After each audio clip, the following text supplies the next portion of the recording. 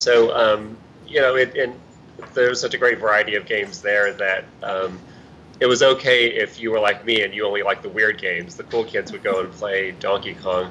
I liked the oddball games like Tempest and Ladybug. So, but that was fine, and it was a great place where you could just go and play whatever you liked. So that certainly extends into what we're doing now with board games. Sure. So, Robert, what do you think contributed most to the decline of arcades in, say, the late 90s, early 2000s era? Oh, that's easy. The home market. Basically, when the home market was introduced and we had access to all these games for the Super Nintendo, the Sega Genesis, the Nintendo 64, they took us to worlds that arcade games couldn't really do, because arcade games are built more on the short term. There are people that can get, high score contests going, and they play, a little bit longer than that. But these games are starting to come out for a home market that really, like Super Mario 64 took us into this open world that at the time we couldn't discover in an arcade. So I think it was just a matter of evolution of gaming allowed us to really enjoy the stuff from the comfort of our home. And as a result, we didn't need to go out to find thrills anymore. We could find them in our living room. We could find them basically with other players playing something like GoldenEye, something you couldn't really do in the arcade at the time. So I think it was just a matter of a cultural shift, more people getting more into home gaming, and as a result, less going to the arcade and the closure of the mom and pop places. It is kind of a sad thing to see, but it was just eventual for that home market to kind of shift over. Mm-hmm. Alexander in chat says, I practically lived in a local arcade called Aladdin's Castle. And Robert, to your point, I think it depends on the game type too, because even though I had DDR, Dance Dance Revolution, at home, I still found going to the arcade and actually playing in the huge, machine a much more satisfying experience. Well, yeah, you had the light up floor, you had the support bar you could hang on to. It was a much more frenzied experience at the arcade. Yeah. So I totally get you there. Matt, you want to elaborate? Yeah, I was going to say, actually, because you brought up the DDR example, which is something I was going to chime in with, is that, to what Robert is saying is, yes, there was a huge shift of game style that changed, which brought games into the home market. But then it also had the same effect towards arcades, is where now we're creating games that are built specifically to be played in the arcades. We had tons of stuff like DDR, which in its own design is really great as a spectating thing, because you want to play for yourself, but also sometimes it's fun to play so that other people can watch and see how good you are. Can you freestyle? Are you able to do the challenging songs without making mistakes? Or even looking at some games like Metal Slug, a game that's really designed to eat your quarters, but it makes you really, really want to play to keep on putting it in. So in both elements, gaming kind of evolved to not only keep up and change, but to also expand and give new outlets. Mm-hmm. So speaking of eating quarters, can the traditional coin-op style arcade work today, or is it unreasonable to think gamers would be willing to keep shucking quarters into a machine for continuous play? Terry, what do you think? Oh, absolutely. I mean, I think it certainly evolved into a slightly more social thing. We have some great arcade-based bars and clubs here in the local Southern California area. One I know of is Neon Retro Arcade, and what's fantastic about that place is that people apparently do a lot of birthdays there, and it's just become a great kind of gathering place for not just playing the games, but for getting together with friends and family. There's a sense of nostalgia, but you can bring your kids there, but you can also kind of relive some of the games you played back in the 80s. Mm-hmm. So, Matt, what do you think it is about the fighting game community in particular that has kind of not left the arcade, for lack of a better term? I feel like if any genre is going to stick to its roots, it's very much the fighting game community. Yeah, so definitely. So why is that? Well, one of the biggest things that I always feel about the fighting game community when it comes to arcades is that when you go to an arcade to play a fighting game, there is the initial challenge of, I want to play this fighting game, I'm going to fight the computer, I'm going to beat a series of opponents to get to a boss, maybe try to get a high score. But inherently, a huge aspect of fighting games is that you're going to end up playing another person. Someone else is going to show up, and regardless of where their skill level is at, a competition is born out of it, and you immediately are building either, friendships, rivalries, these heated contests, and that's something that gets really, really deep. When I was in college, we had a small little arcade in our school with a series of fighting games. And that's kind of where I grew up learning them to a higher extent, where I started getting more competitive. And there are people that I didn't know at all, and within like 10 minutes of just playing one fighting game with them, I'm just like, tomorrow's the day I'm gonna beat that guy, or like, oh, that combo he did was so cool, I really want to learn. And this community kind of just built itself, and you look at different fighting games themselves, the sub-communities that are built within them, and getting together, physically meeting different players who all have different play styles, different mindsets and aspects and viewpoints of the games that they all commonly want to play. It really, really builds a neat and interesting community, both with the passion, both with the competition, the aggression, or otherwise. And that's something you don't really get in the realm of online gaming, or even just playing games at home where you invite a couple friends over. It's not exactly the same, whereas if you go into the arcade, who knows who you're going to run into. You might meet some cool people who treat it casually. Maybe the greatest Street Fighter player of all time walks in, doesn't say anything, and challenges you to a match. You never know what's going to happen. Yeah. Robert, did you want to add something? I was going to say, I think that's where sort of the magic of a tournament like EVO really comes into play, because you actually have the people there in person competing against one another, compared to like being on Street Fighter V and you're just talking crap over a chat channel or seeing if the ping rate is right. I mean, there is just something about being able to compete with somebody side by side that's so much better than just going online, I think. Yeah. Oh, definitely. And not even just the idea of competing, but even just watching, like being in an arcade and watching two people go at it, like everyone can feel that tension, everyone can feel that energy, and it just kind of cycles through everybody and bounces off everyone. And what something could be simple as two people spending 25 cents to play a game turns into like this epic saga, and it's really cool. Yeah. The beast is unleashed. That's still the greatest fighting clip of all time. It's a good one. It's a good one. Yeah. So is the move toward redemption games, basically those that pay out tickets for prizes, more appealing now? I mean, I think of a huge chain like Dave & Buster's or even Chuck E. Cheese. Is that where you think arcades are kind of moving toward, Terry? Oh, you know what? I'm far from an expert on that kind of payout system, but it's definitely something that I don't know. It's if you're in an arcade situation and you you kind of bring your friends there and you are really kind of committed to playing a specific game, then why not? Why not?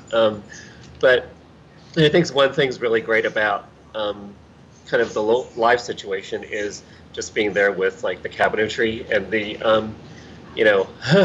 kind of the tactile setup of the gaming systems. Of course, yeah. Robert, do you think that we're moving more toward redemption games, or will coin-op still have a place years from now? I think we're going to see a mix, because I have seen some games that actually deliver like both experiences. There's this arcade game based on the Ghostbusters franchise in which it acts as like a first-person shooting game, sort of like the arcade shooters we've seen back in House of the Dead and Time Crisis. But it works on a skill-based level. Like it lets you get so far within the game, and if you defeat, say, the Stay Puft Marshmallow Man at the end, you earn so many tickets. I think the future of redemption, we're going to see more games like that. I mean, it is great to have quick games like put in a quarter and see if more quarters come down and earn you tickets. But I think we're going to see more involving redemption games that actually get people like, okay, I'm actually working toward a goal. Let's see how far I can get toward that goal. And it does it in a much more entertaining fashion. So I think we'll see a mixture of, some more coin-ops based games, but also redemption games that involve the players more. Yeah. Matt, do you think these, say, power card systems are kind of predatory that places like Dave & Buster's use, where you might not really know how much is on your card because everything's credit-based and you can't really do the calculation in your head? So I have some mixed feelings on that. I also wanted to just toss a quick tail end comment onto the last thing about the redemption games. I think that a huge element to redemption games too is also generational. Like when I was 6 or 7 years old, nothing was more appealing than like, I'm going to go to Chuck E. Cheese and play the big spin the wheel, or I'm going to play Wheel of Fortune or Skee Ball. Because going to the arcades or being taken to any family entertainment center was like, hey, we're going to go play games and you can win prizes. And that was kind of like an emphasis. And with like arcades evolving with like Dave & Buster's and places like that, or Round One, where you can still do those things, a lot of the prizes have to kind of be geared towards the audience you're attracting. So if your focus is still families, if your focus is kids, then redemption games are still going to thrive. Or if there are prizes worth gaining, redemption still works if you're an older audience. Sure. in regards to the power card system, I think the power card system is completely fine. It's very similar to the same idea as how using a gift card works, where, you know, like, hey, I bought you this $20 Starbucks gift card. Well, it's like, oh, sweet, I have $20 worth of Starbucks. And power cards kind of lock you into wherever you've spent that money. But it still works the same way. You know, power cards can also track for rewards and redemption depending on the location you're using them at. And it's just kind of an easier, more efficient way to kind of clean up the process in which you're exchanging, you know, your money for your entertainment. Sure. All right, guys, it's time to take a quick break. But before we do, I want to ask our viewers to leave a comment or send us a tweet at Game Talk Live, letting us know what topics you'd like to see us discuss on the show. We'll be right back. We have 75 players each here. Let me hear you make some noise.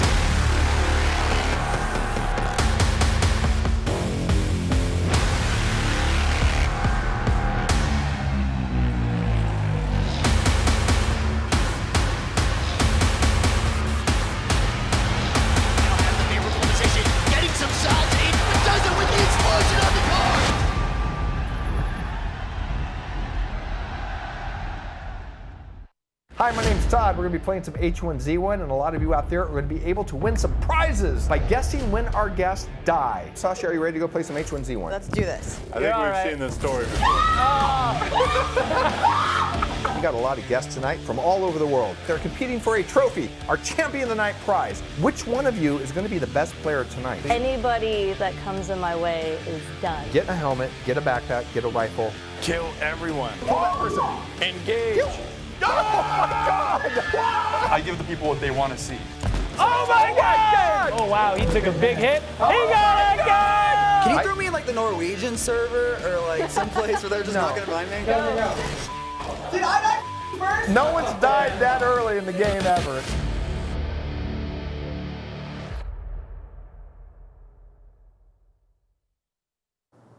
All right, welcome back, everybody. Despite the decline of old-school arcades across the country, plenty of businesses are thriving off of the revitalization of social gaming, blending retro experiences with new-age trends. But is this arcade renaissance just banking on 80s and 90s nostalgia? Does this trend have lasting power? Matt, what do you think? I think it's honestly a really, really good question because I'm trying to like mull this idea over. Nostalgia is something that's really, really powerful. You know, people will always look back to something that they've enjoyed in the past, or even on the fact that someone else says, hey man, I remember when that game came out like way back when, or, you know, this was like the king of its time, you should try it out. And there's this like allure purely built around retro games and retro gaming. Also within the gaming industry, we see a lot of times games kind of get revitalized. So they're brought back in a new spin or a different kind of look, but we're basically repackaging something that used to exist. A great example actually is if you go to like some David Busters or otherwise, there's remade versions of Pac-Man where you can play with 4 players and you can control the ghosts sometimes instead of actually playing as Pac-Man. And like that's a really interesting way to bring a spin on something that's been around for decades. So yeah. Yeah. So, Robert, is the novelty of playing on a classic cabinet appealing for the younger generation? I mean, there are kids that did not grow up going to the arcade. I mean, they just knew it as a thing that you did at home or at a friend's house. Yeah, I mean, gaming is a little bit different nowadays because if they see an old game, usually it's on an emulation cabinet or one of those arcade classics machines you see at like IKEA or something. But to find like these old games, it's the stuff of magic. You know, like the first time they spot a Simpsons arcade game. Wait a minute, the Simpsons went to the arcade? Wait, what? What is this 6-player X-Men game that I've never seen? That'll change your life. Don't you forget it. In the nostalgia. That game is Get 5 amazing. friends together and play the X-Men game. Boom, that's how you do it. Good. It's great. I really think that, you know, banking on nostalgia, doing it the right way is the best way to go. Like, Raw Thrills just released a new Teenage Mutant Ninja Turtles arcade game. Like, the first one probably in 27 years since the old Konami ones. The old Turtles in Time, the original one. So, I mean, kids will play something like that. They'll be like, oh, you think that's cool? Come here. I want to show you something. Then you show them the old 89 Ninja Turtles arcade game, and you get into that. So it really kind of opens the door to, like, if you want to find these older arcade games, a lot of these places have them now. You know, like these Barcades have them. Sometimes even like these like places like Hyperspace have them, and it just really gives kids an idea of how we grew up with games. And it's kind of cool. It opens the door to me. Like, if you take a look right there, there's a Captain America and the Avengers arcade game that came out decades before the first Marvel Studios Iron Man movie came out. And it's kind of a blast from the past. And it's a really great way to show them where we came from in terms of gaming. Right. So, Terry, I would love to hear from you about how you think tabletop gaming has now affected the space. Is this the ultimate modernization of the arcade? Yeah, well, I guess relating it to tabletop gaming and the issue of nostalgia, we definitely have people coming in thinking that they're going to play the classic tabletop games like Sorry and Monopoly and Chutes and Ladders. Mm-hmm. And one of the most gratifying things is when they kind of start playing those games, but they also graduate to games like Settlers or Dead of Winter or Tales of the Arabian Nights and a lot of the other Euro games that are available. So we definitely see the classic nostalgic games as a gateway drug. Hopefully, they'll come back and discover the other kind of 1,550 games that will kind of open up a whole new world of tabletop gaming for them. Absolutely. That's a lot to select from. How did the idea for GameHäus come about, and why feel the need to open this cafe? Well, to be honest, we kind of stole it. They were opening some great tabletop gaming cafes in Canada and Asia. So, necessity is, of course, often the motivator for invention. So we were looking for a gaming cafe locally to go to. We couldn't find one, so we thought, why not try out this kind of weird hybrid business concept here in Southern California. We didn't know if it would be accepted or if people would kind of enjoy it or get it. But so far, 4.5 years later, we're still here. People are having a good time and discovering kind of this world of tabletop gaming. Absolutely. It's a great space. So, Matt, how do you think, we've got these tabletop bars, we have these barcades. Where does VR fit into this? And do you think that's going to kind of interrupt the arcade experience? We're seeing it a little bit in Japan now, but what about here in the West? I think the VR experience getting meshed in with the rest of the different styles of arcade that we're bringing, I feel as if it's going to kind of fit in for a good while until VR becomes far more affordable across the board. As of right now, like, you look at VR settings or systems, and it's not something that is now a household item. Even though they're expensive, it's easy to say, oh yeah, PlayStation 4 is a household item, and Xbox One is a household item. The Nintendo Switch is a household item you can take on the go. But VR is something that requires a lot of setup. It requires dedicated space. Some VR systems are not that expensive, but some that are really immersive really are, and you have to be able to facilitate that. With arcades, however, you can build something that's built around the VR set. And I think even in the past, there used to be things like it where you have like the big pod chambers, or you put on like the suit and you have the giant screen in front of your face.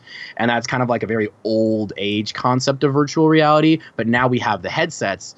So you can kind of simplify a lot of the elements while still having to expand or at least try to facilitate for them. Mm-hmm. Actually, to add to ahead, that, yeah. Sometimes it's just a matter of finding the right game. Like, for instance, over in Japan, I know for a while there, Samsung was utilizing a Mario Kart VR game. And if I recall, that really struck with a lot of fans. So, I mean, if they could work with Nintendo in some way to get this Mario Kart VR game introduced into arcades, it may not take off like a rocket, but it'll definitely generate more interest. It's just a matter of finding the right games to do it. See, the problem with those big pod chambers of the past, they were experiences that really didn't do much. Okay, I can walk up these stairs. I can shoot these guys. That's it. It didn't really involve the players as much as they should have. But these days, you can create a VR experience that does that. I mean, I drool at the thought of playing a Mario Kart. I mean, not literally drool, but in my mind, I'm drooling at the idea of, yeah, I'd love to play Mario Kart in VR. Please. Yeah, absolutely. Yeah. I mean, is that, Matt's talking a little bit about VR coming into the home, but still it is kind of a cumbersome thing to just have. I mean, is this the future of VR, Robert? That it is this thing you go to experience at, say, an arcade? Well, not everybody can afford a VR headset. I mean, that's the thing. Even with the lowered prices on the PlayStation VR and the Oculus all in one unit, you're still talking about like $200, $250. And not everybody's going to get the idea of VR. So introducing something to gaming places in which you can try it out for a half hour and spend maybe, I don't know, $5 or something like that. Just having a virtual space in which to kind of see what it's about. I mean, that's kind of how the gaming kind of faded into the home market by having these people, oh, I can play Street Fighter 2 at home now? That's awesome. And they pay, what, $60 compared to paying like a $5,000 cabinet. Sometimes it's just a matter of introducing a condensed experience to give them an idea of the bigger picture of what it's about. And I mean, I'm not saying every arcade needs to have VR, but it would make for an interesting addition to some places. Absolutely. So considering how tethered we are to our cell phones and how much of our communication is done over text, are these hangout spots like tabletop cafes or arcades encouraging gamers to be more social and giving them a space that feels safe and kind of for them? Matt, what do you think?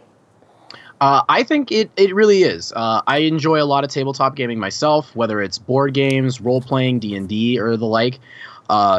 Tabletop gaming, especially for this generation, is really great because here is a situation in which you have to get together more often than not. I know some people do play some sorts of tabletop games online, depending, but more often than not, you're meeting physically. It's an opportunity to interact, and you're gaining that social ability that kind of is required for life, really. It really helps, you can get rid of anxiety. You can learn to be more expressive. You get to expand your imagination a lot of the times. And also, like I was saying with arcades, in a base concept where, people are coming together and all of that energy is being built, you get the same feeling when you're playing a tabletop game with other people, whether it's being competitive, cooperative. You have this opportunity to spend time with other people and get to know them in different ways. Absolutely. Terry, have you seen that at GameHäus? I mean, I imagine probably people come up to you and be like, thank you for creating this space where I can come in and play tabletop games with other people. Oh, sure, absolutely. One of the things that we ask is, well, actually, we don't offer Wi-Fi. So for a cafe, that is apparently kind of a big deal, and that's a little bit of an adjustment for some people when they come into a cafe and they don't realize it's a gaming cafe. So we do absolutely encourage people to go offline and just experience the tactile thrill of playing a game with your friends or a new date or your loved ones. And hey, you're going to actually talk to each other. What a concept, right? Right, absolutely. So, Robert, is that, say, the future of the communal gathering space for gamers, if you will, at these arcades and tabletop cafes? I think so, because a big problem with some of these online games that we see nowadays is the level of toxicity. You got players who think like this rookie is dragging them down, or you know how some female gamers get treated in certain communities because guys don't see them as equals. But if you see places like these tabletop places or arcades, nobody really cares because, hey, can you come and put in this 4th spot in Gauntlet? Or can you come join me in a 10-player game of Killer Queen, which, by the way, is awesome. I recommend tracking down a machine. It's just these places really open up to everybody, no matter what your skill level, no matter what sort of genre you're into. You could really just go into an arcade or a tabletop place and feel like you belong. I mean, aside from somebody who might wander in drunk, I can't really think of anybody who'd be turned away from a place like this. And it really feels good. I mean, it feels good to have this place where you could just go and chill, maybe talk to a couple of people, or take part with strangers in the Simpsons arcade or 6-player X-Men again. Definitely do something like that.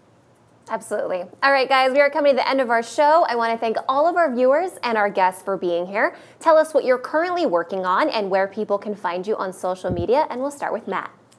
All right. Well, currently I'm working on many things. As a cosplayer, I will be attending FanimeCon up in San Jose, California, May 25th through the 28th. I'll be a guest of honor there, so I'll be hosting lots of panels, events, and programming. So I'm working on lots of cosplay, which can be seen on my Twitter account, at Maguma Usagi, Maguma Usagi. Also, after this is over, I'm going to be setting up for a stream over on my Twitch channel, so twitch.tv/MagumaDono. I'm going to be working on some drawing of compositions for photo shoots in cosplay. Also going to be discussing a lot of the fanime programming I'll be hosting, as well as talking about cosplay in general, gaming, and more. Right. So yeah. Thanks, Matt. All right, Terry, what are you currently working on, and where can people find you online? GameHäus Café is in Glendale. We're open 6 days a week. Some nights we're open till midnight. Come by and play a game. You can find us on Facebook, just at GameHäus Café, or we're also on Instagram and Twitter. Thanks. Great, thank you. All right, Robert, what you got going on, and where can people find you online? You can find me at twitter.com/thedcd. You can find my work at comicbook.com/gaming, where I'm lining up a bunch of coverage this week for Call of Duty Black Ops 4. And if you want to listen to more of me and my friend David Gilton and rambling about retro games, you could go to the ARG podcast, another retro gaming podcast, over at retrozap.com. Thank you. And thanks to everyone who watched, commented, and shared the show. I'm Andy Roman. Don't forget to like our Facebook page and watch Game Talk live every Monday, Wednesday, and Friday at 2 p.m. Pacific. See you next time.